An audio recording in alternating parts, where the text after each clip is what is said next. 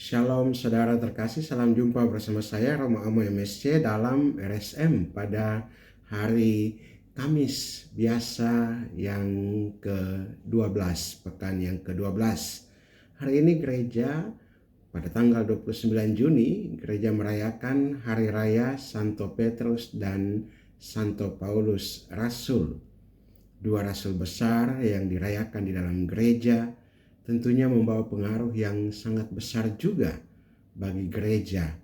Rasul Petrus sebagai kepala dari para rasul dan juga menjadi pemimpin gereja yang pertama, dan kemudian Rasul Paulus yang menjadi pewarta ulung, menyebarluaskan pemberitaan Injil keluar dari Yerusalem, dari wilayah dari tanah Yudea, dari tanah Yehuda, dan kemudian sampai ke Asia dan sampai ke Roma, pusat kehidupan atau pusat kekaisaran pada waktu itu.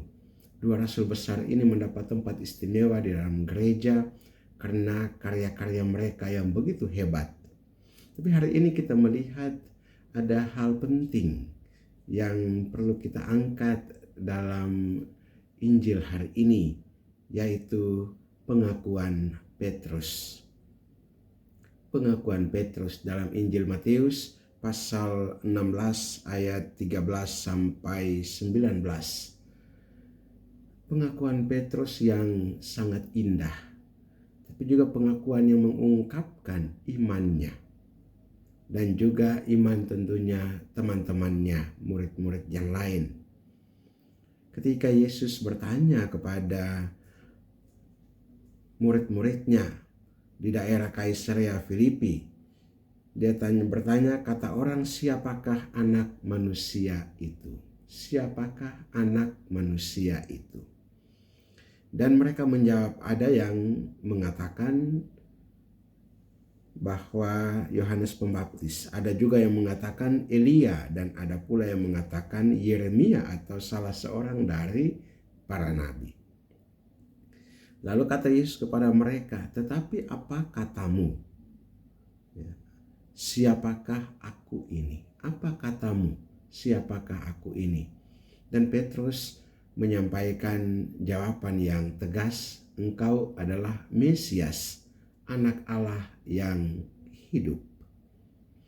Atas jawaban Petrus ini, Yesus kemudian menyatakan bahwa kata-kata Simon Petrus ini bukan kata-kata yang dari manusia, tetapi dari Bapakku yang di surga yang menyatakan kepadanya.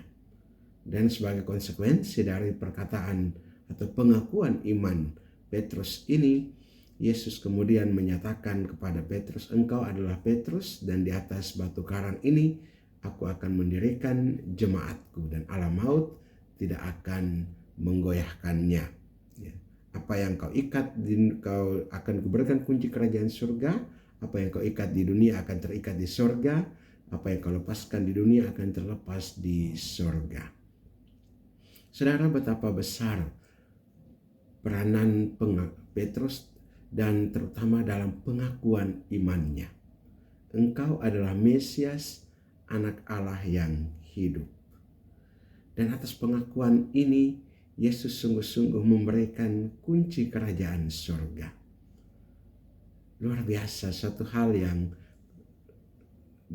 luar biasa dari Petrus melalui pengakuannya. Engkau adalah Mesias, anak Allah yang hidup.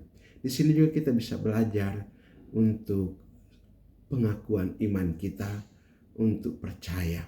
Dalam kredo aku percaya, kita menyatakan kepercayaan kita akan Bapa, Allah Bapa pencipta langit dan bumi, dan akan Yesus Kristus, Putra yang tunggal Tuhan kita.